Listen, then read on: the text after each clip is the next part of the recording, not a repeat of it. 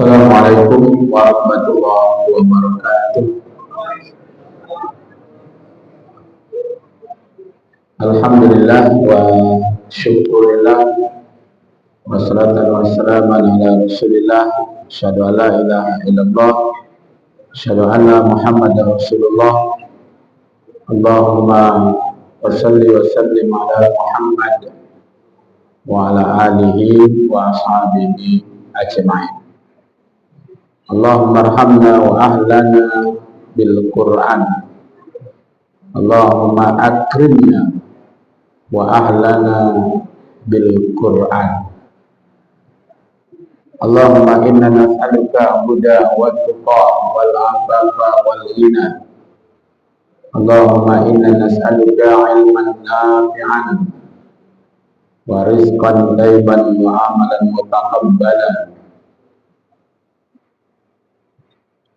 Qala Allah Ta'ala fil Qur'anil Karim,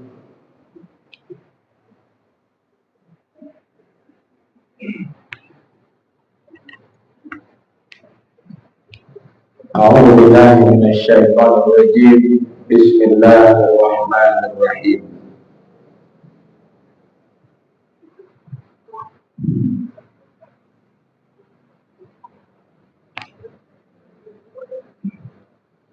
Wala taqrabuz zina innahu kana fahishatan wa sa'a sabila. Sadaqallahul azim. Al-Quran surat Al-Isra atau surat Bani Israel, surat yang ke-17 ayat 32. Terjemahannya, berlindung kepada Allah dari godaan setan yang terkutuk atas nama Allah yang Maha Pemurah lagi Maha Penyayang. Dan janganlah kamu mendekati zina. Sesungguhnya zina itu adalah suatu perbuatan yang keji dan suatu jalan yang buruk. Al-Quran surat Al-Isra ayat 32. Bapak-bapak, ibu-ibu yang dimuliakan, dalam rangka mengamalkan surat At-Tahrim ayat yang ke-6, ya ayyuhalladzina amanu qu anfusakum wa ahlikum nara. Wahai orang-orang yang beriman, peliharalah dirimu dan keluargamu dari api neraka. Penelitian terbaru yang mengejutkan, dari 100 orang melakukan pernikahan, 64% itu hamil di luar nikah.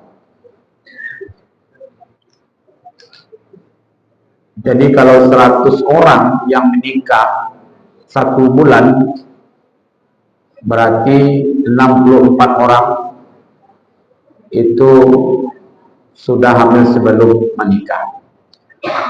Kabarnya yang hamil itu penyusi sadanya. Ya.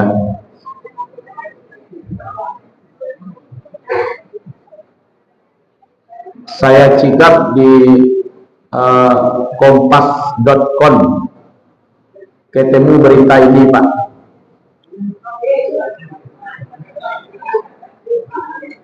Di kompas.com ketemu berita ini. Saya tidak tahu siapa ini. Jadi penentu negara ini, siapa yang menjadi presiden, pokok Palu ini orangnya. Sempatlah jadi khatib kemarin. Ketika diputuskan bersalah, dia senyum. Ini jauh-jauh dia dari Indonesia, ke Den Haag ya. Nah, Bapak Ibu yang dimuliakan, ini suatu fenomena yang sangat dahsyat sebenarnya. Pejabat publik masyarakat sementara waktu Indonesia masyarakatnya adalah mayoritas umat Islam. Dalam agama Islam, zina itu disederajatkan dengan syirik, dengan membunuh. Jadi dosanya adalah dosa besar. Kalau dia mati dalam keadaan syirik, kalau dia mati dalam keadaan membunuh, mati dalam keadaan berzina, maka tempatnya kekal di dalam neraka. Nanti kita lihat ayatnya. Ya. Ayat ini mengatakan wala taqrabuz zina innahu kana fahisyatan wa sa'a sabila. Ada dua di situ konsep. Karena dia merupakan suatu perbuatan yang keji dan buruk, maka itu jangan dekati dia. Larangannya jangan mendekat saja, tidak boleh. Karena dia bagian dari fahisya wa sa'a sabila. Bapak Ibu, kalau ada satu orang anak, baik laki-laki ataupun perempuan, melakukan perbuatan zina di luar sana, lalu dia pulang ke rumahnya senyum-senyum dengan orang tuanya, padahal dia melakukan perbuatan yang buruk dan busuk, keji, menjijikkan, maka sebenarnya dia sedang membawa kemaluan ke rumah orang tuanya dalam keadaan jijik dan busuk. Maka itu Al-Quran mengatakan dua kalimatnya, fahisyah satu, wasa'as satu. Buruk. Akibatnya tidak setahun 2 tahun Pak, sampai 25 tahun bisa berakibat perbuatan-perbuatan zina ini. Kita lihat apa kata Allah dalam surat An-Nur ayat yang kedua. Az-zaniyatu waz-zani fajlidu kulla wahidin minhuma mi'ata jaldah. Perempuan yang berzina dan laki-laki yang berzina, maka deralah tiap-tiap seorang dari kedua 100 kali dera. Jangan berbelas kasihan. Wala ta'khudhukum bihim. Didera 100 kali. Dera itu dilapuh je pelepah kurma doang. Ya, laki-laki dan perempuan kedua-duanya dilapuh 100 kali.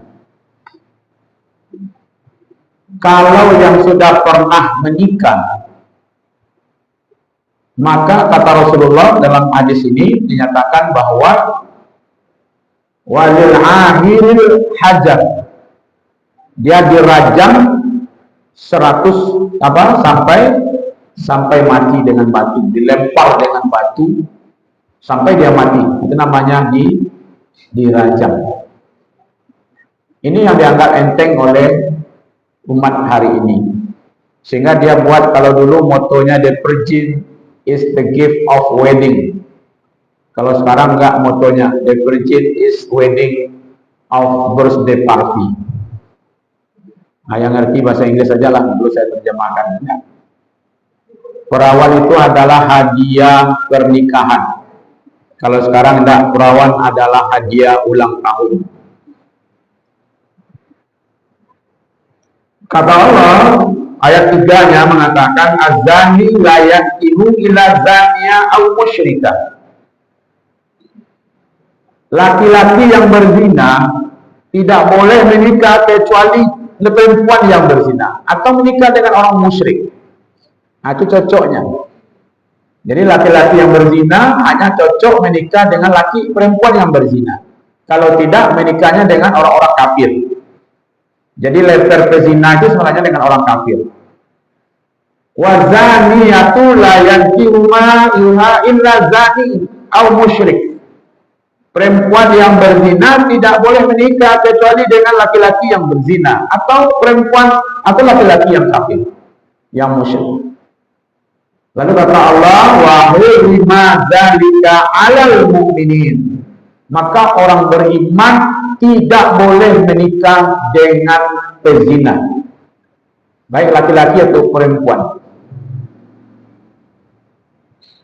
Berat atau ringan? Berat, Pak. Ya kan? Ini dipermudah-mudah namanya Pak.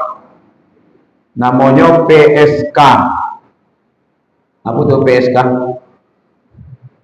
Pekerja seks komersial.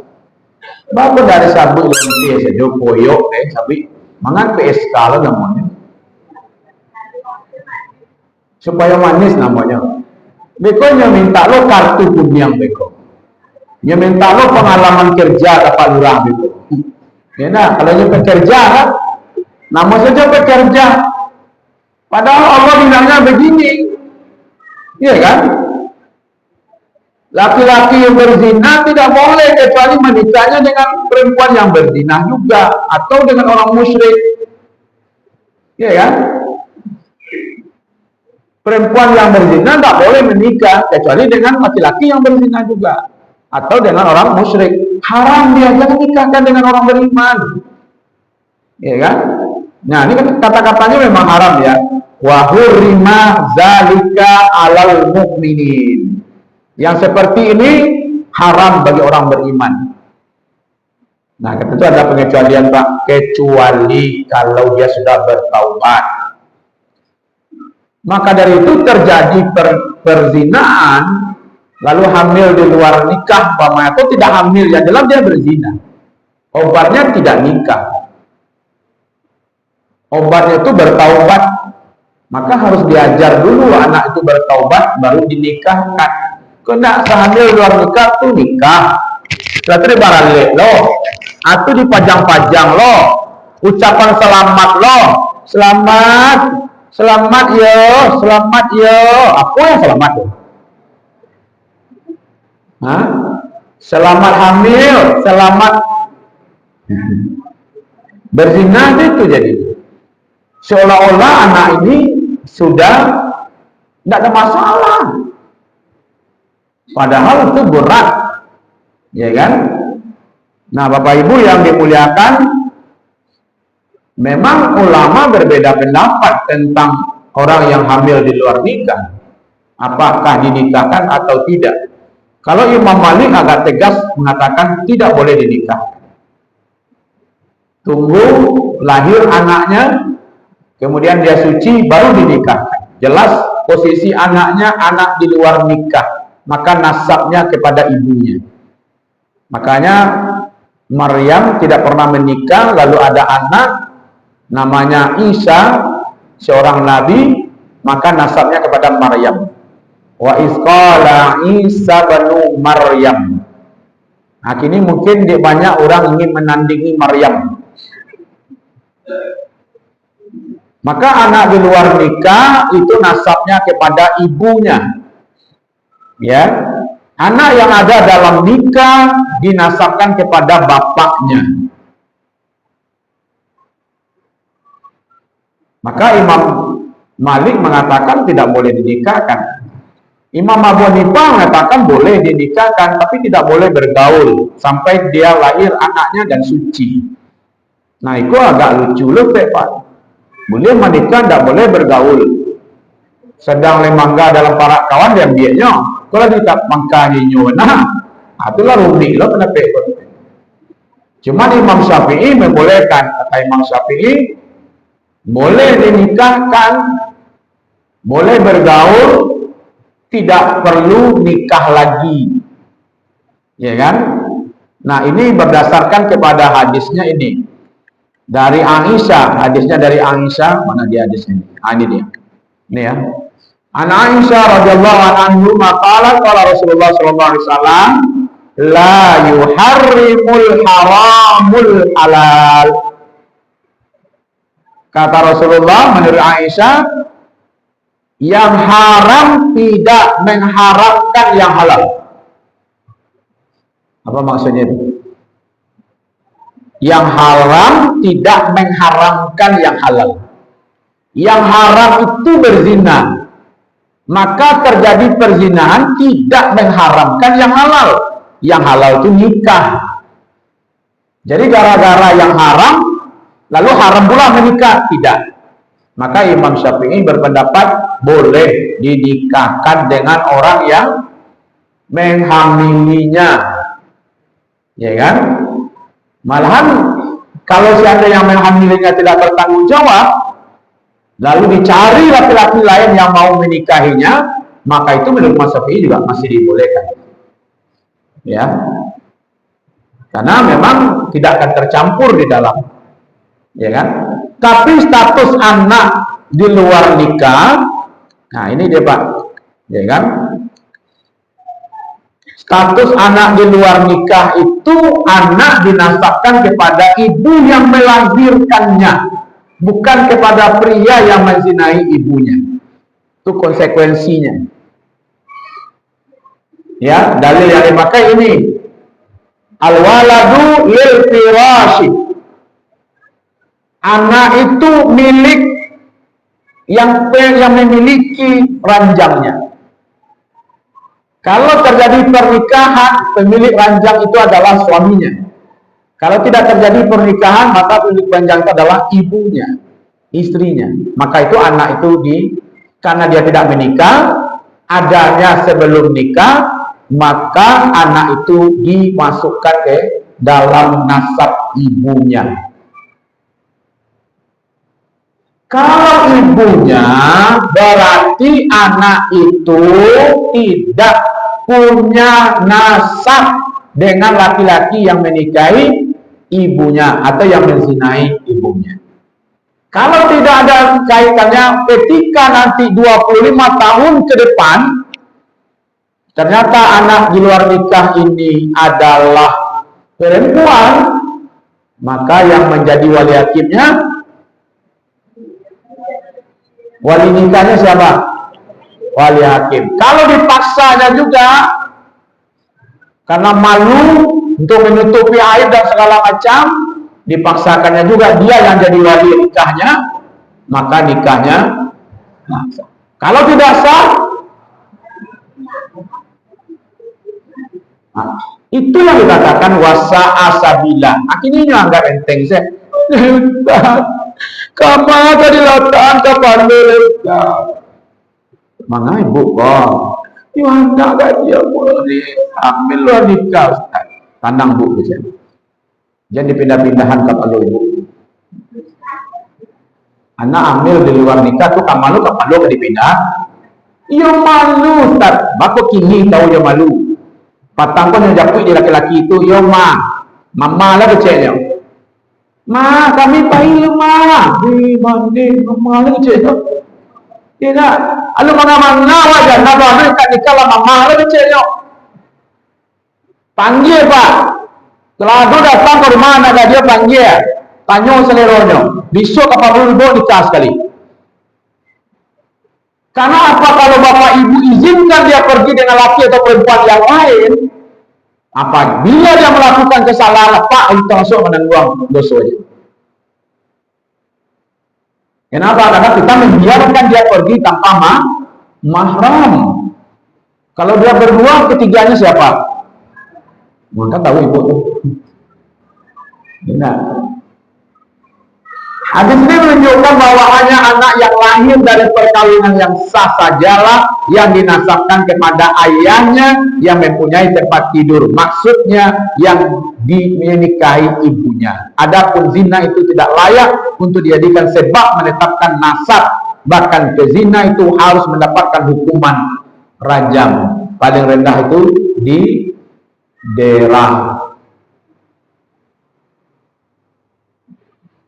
Nah, bapak-bapak, ibu-ibu yang dimuliakan, maka bagi kita sebenarnya adalah setelah terjadi perzinaan itu, maka dituntut dia supaya dia menyesal melakukan itu, takut dengan dosanya, bertaubat dia, berjanji tidak melakukan lagi, lalu dia tingkatkan ibadah-ibadahnya yang lebih hebat. Itu sebenarnya. Ya, karena dia telah terlanjur berbuat dosa besar. Ya kan? Nah, cuman sedikit Bapak Ibu, nih mungkin saya ambil juga nih sedikit. Dalam KHI ini, pendapat yang menasabkan anak zina kepada ibu ini juga sesuai dengan kompilasi hukum Islam pasal 100 Anak yang lahir di luar perkawinan hanya mempunyai hubungan nasab dengan ibunya dan keluarga ibunya. Ini undang-undangnya sudah ada, ya kan? Anak yang dilahirkan di luar perkawinan yang punya hubungan perdata dengan ibu dan keluarga ibunya.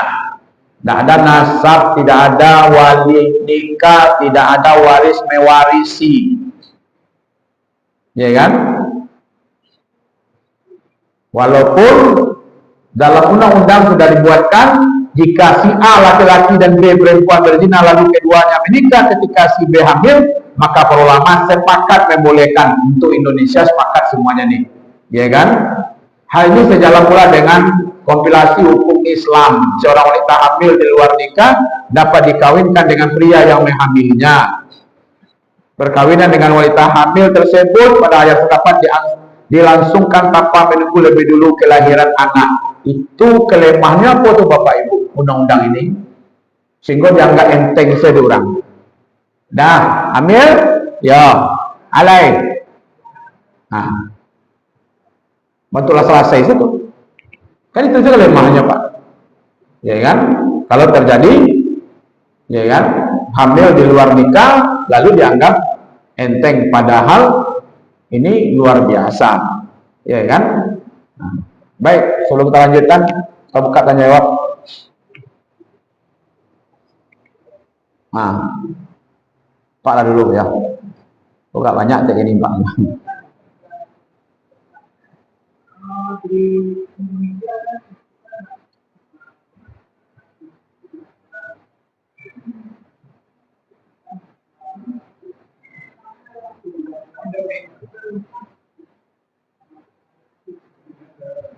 Lalu bagaimana akibatnya?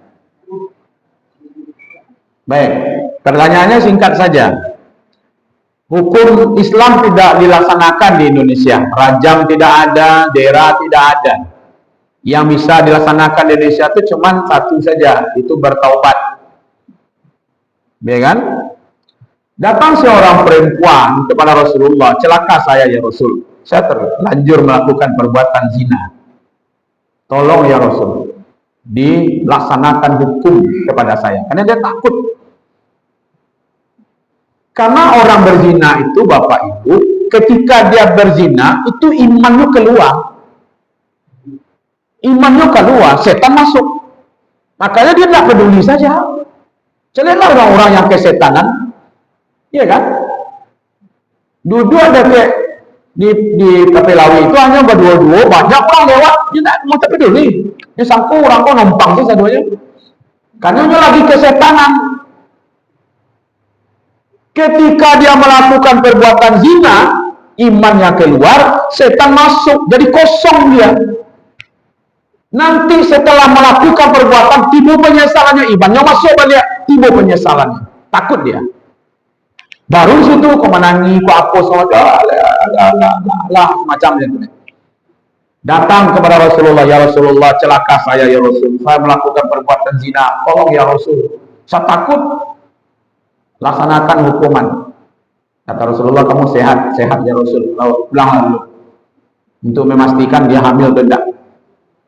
Dan itu lain sedang stresnya tuh Pak. Kamu ngaku-ngaku berzina kan? Ternyata memang ia berzina dia. Hamil, datang kepada Nabi, minta laksanakan hukuman ini, buktinya saya hamil ya Rasul. Nah, kalau hamil pulang, rawat kehamilanmu sampai melahirkan. Lala iya anaknya Pak, nyugendong anaknya ke dekat Nabi, ini ya Rasulullah, pohon ya Rasul. Kata Rasulullah, sapikan anakmu dulu. Berapa lamanya? 2 tahun. Selama itu dia menyesal, takut, menyesal, dia minta dilaksanakan hukuman. Nah itu yang taubat, nggak senyum-senyum.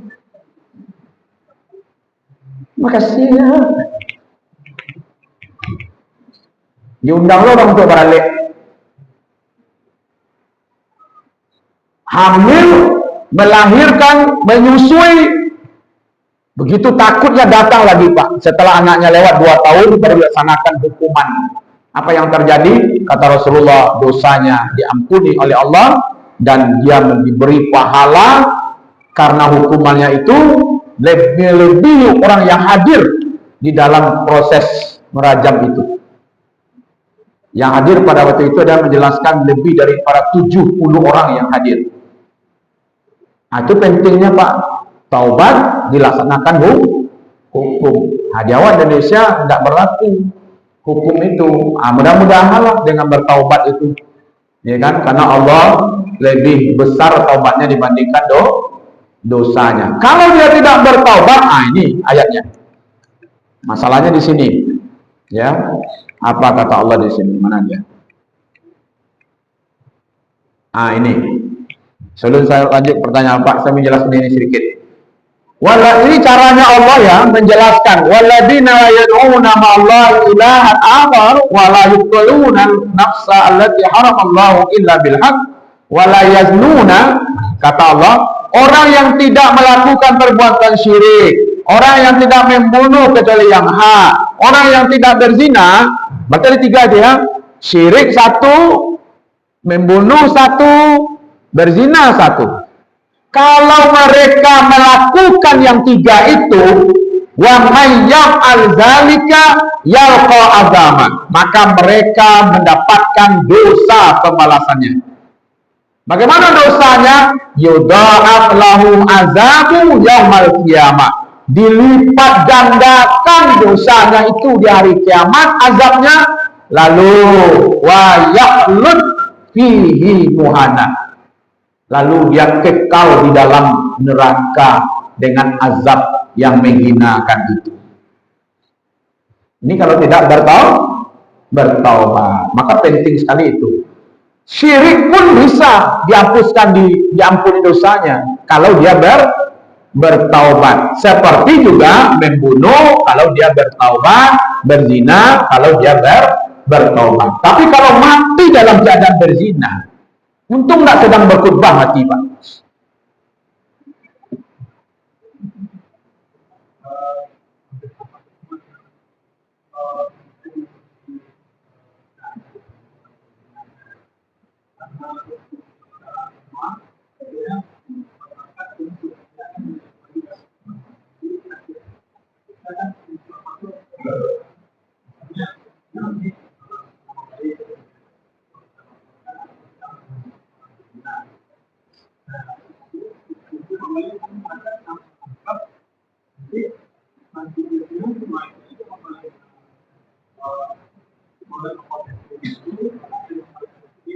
Ya.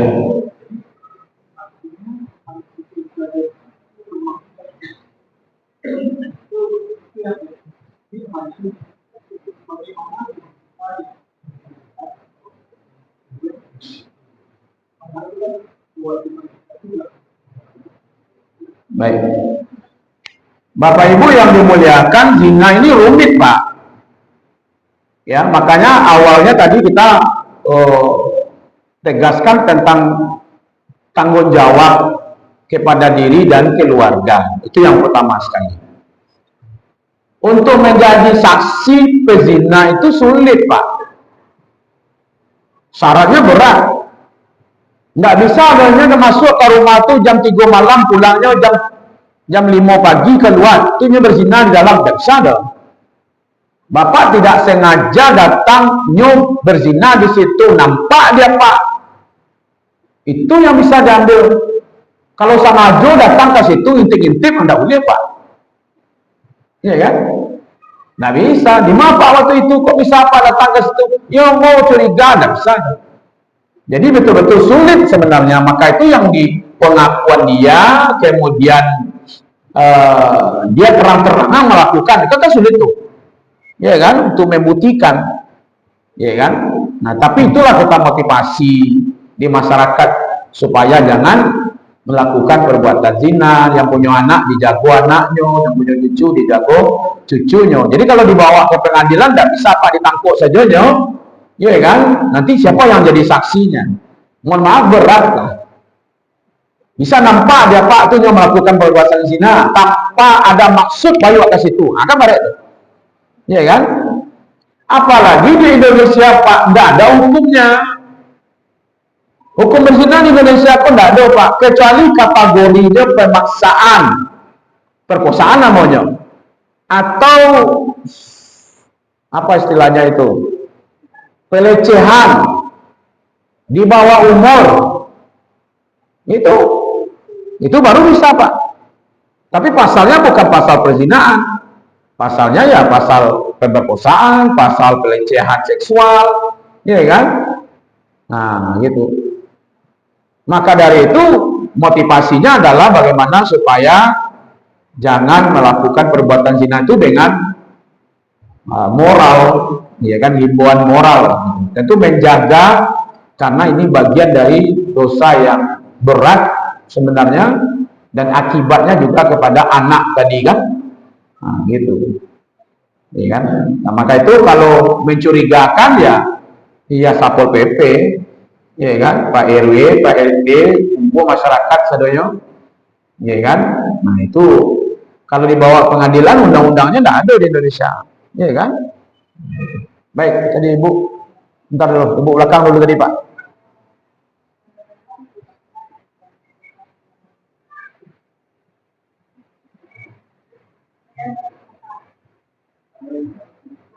Hukumnya kalau memperkosa orang, berarti yang berusahanya adalah laki-lakinya. Kalau di Indonesia itu di penjara, pidana. Ada saksinya, nanti ada bukti visumnya. Nah, masalahnya sekarang kan suka sama suka, itu yang nggak bisa. Itu yang nggak ada hukumnya di Indonesia, ya kan? Sebenarnya tidak ada hukum di Indonesia itu merugikan orang yang berbuat dosa.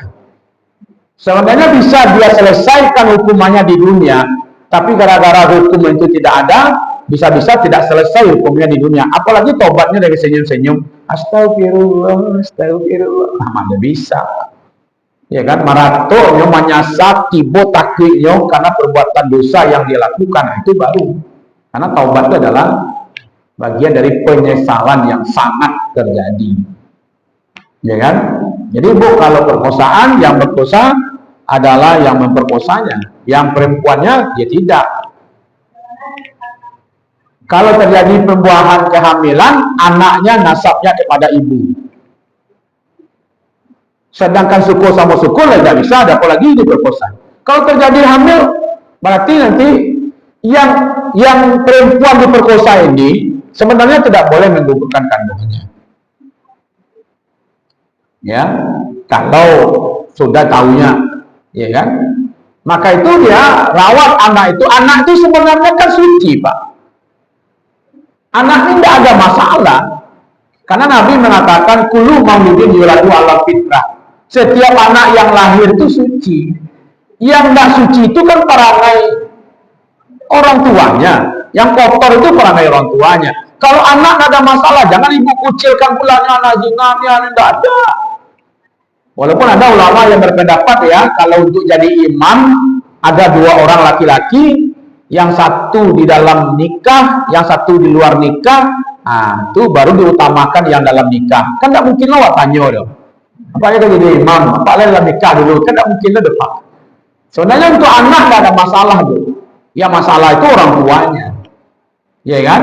Nah itu tadi, ya kan? Maka hukum memperkosa ada di Indonesia, karena dia bagian dari pemaksaan, pelecehan, ya kan?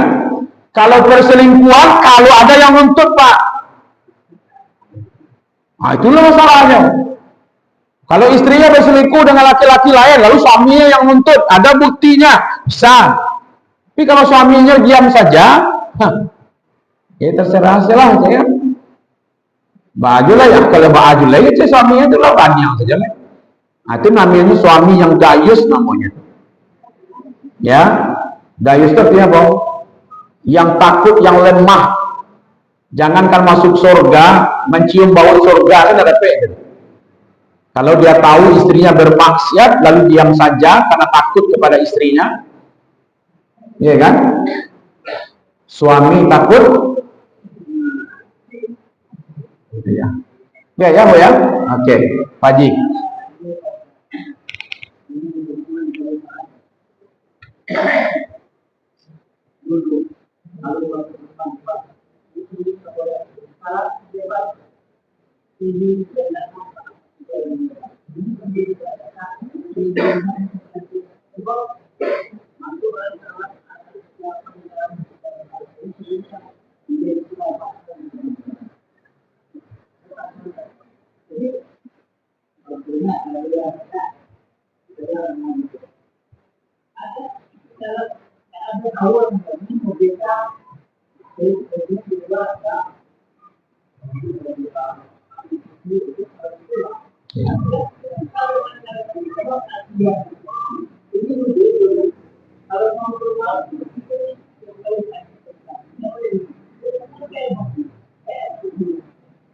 Ya, ini yang disorot oleh beliau, pola membangun. Pagarnya tinggi, gelap lagi, sehingga yang masuk ke dalam tidak ngerti, tidak tahu kita siapa yang masuk ke dalam. Paling tinggi hanya dibuat tamu wajib lapor dalam 24 jam, gitu ya. Makanya Bapak Ibu-ibu, kita yang ada di lingkungan, kalau ingin kita steril dari kemaksiatan-kemaksiatan memang harus jeli. Ya kan? Nah, tapi itu ada nggak tata ruang itu? Ya kan? Bakso rumah. Ya kan? Saya bersyukur aja Pak, ada hotel syariah. Ya kan? Lihat aja hotel syariah, kadang-kadang lebih payah juga kan? Nah, tapi rumah syariah lagi Pak. Ya dah. Nah, mudah-mudahan itu ada himbauan lah Pak RT, Pak RW. Ya kan? Nah, mungkin kapan perlu di kampung itu harus ada penjaga kampung. Dulu pemuda penjaga kampung. Ini kamar pemuda Pak. Nah.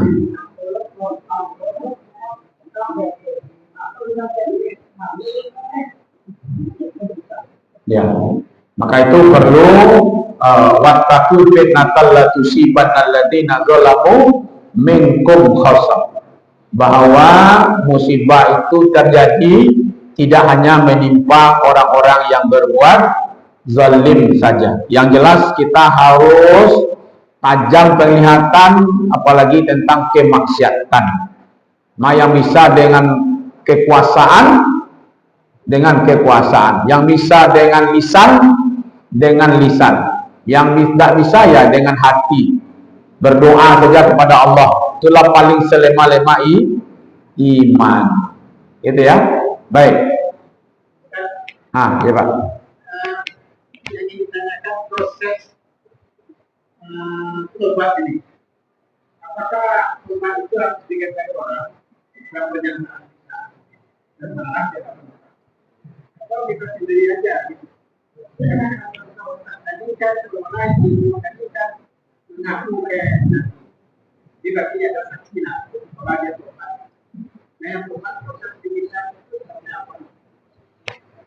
Dosa yang berhubungan dengan Allah langsung minta ampun kepada Allah. Yang berhubungan dengan manusia maka diminta maafkan kepada manusia. Yang berhubungan dengan harta benda maka dikembalikan kepada yang bersangkutan. Sekarang dosanya yang mana? Zina.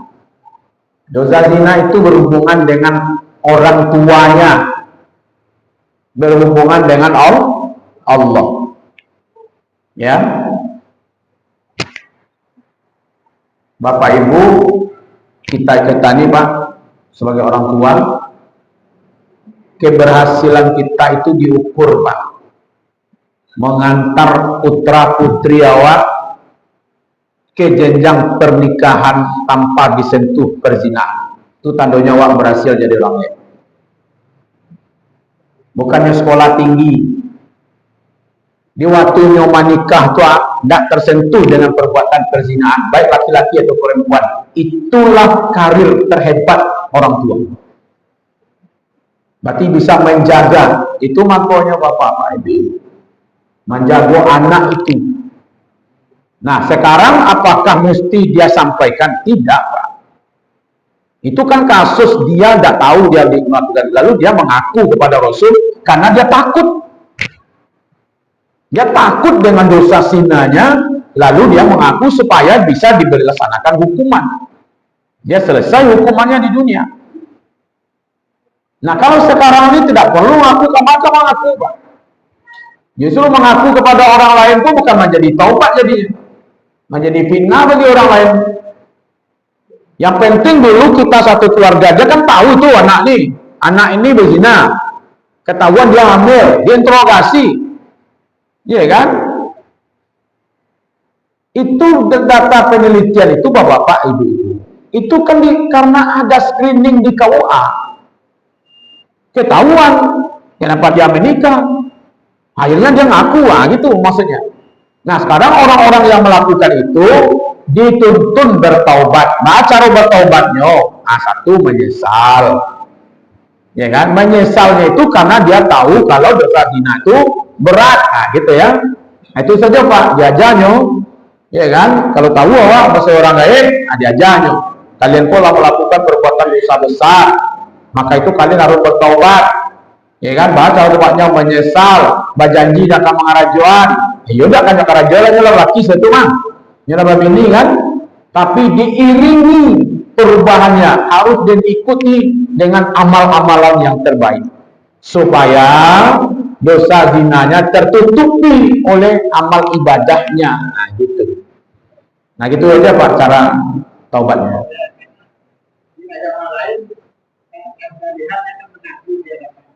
Oh, pengakuan dosa ya dalam kerangkeng itu.